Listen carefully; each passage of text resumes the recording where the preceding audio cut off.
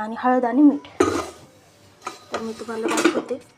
हे बघा, हे कांद्याची पात आहे, शेंगदाणा, हे पत्तागोबी आणि ह्याच्यात आलू टाकलेलं नाही. आपण सहसा खिचडीमध्ये आलू टाकतो, म्हणून ह्याच्यात मी नाही टाकले आलू. हे बघा फ्लावर, हे फ्लावर हे. आणि ह्याला असं आता आपण ह्याला वेगळ्या प्रकारची, म्हणजे ही दाल खिचडी म्हणू शकतो, पण थोडं जरा साहित्य वेगळं आहे. आणि त्याच्यामध्ये अजून हे लाल तिखट, धनिया पावडर, जिरा पावडर, हळदी हे पण टाकणार आहोत. तर वळूया कृतीकडे.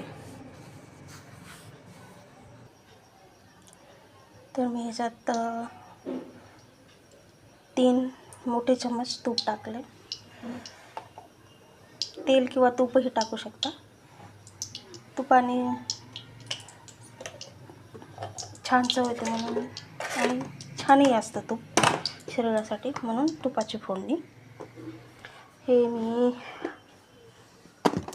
कन्हैया घी गाईचं यूज करते.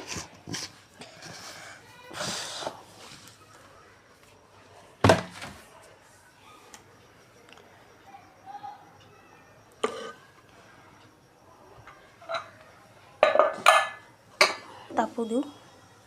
हे पूर्ण असं मिक्स करून घ्यायचं. मग तसं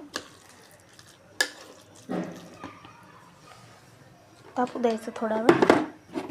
तापलं ना, बघायचं.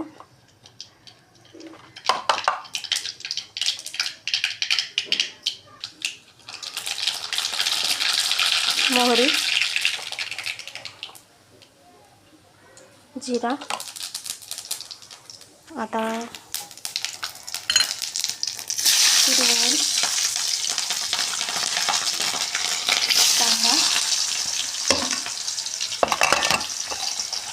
2 मोठे कांदे घेतले होते. कांदा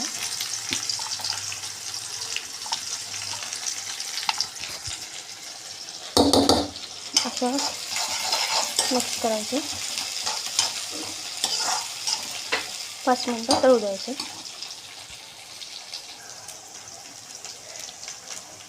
आता ह्याच्यात 2 मोठे टोमॅटो कापून घेतलेले आपण ह्याच्यात टाकणार आहोत.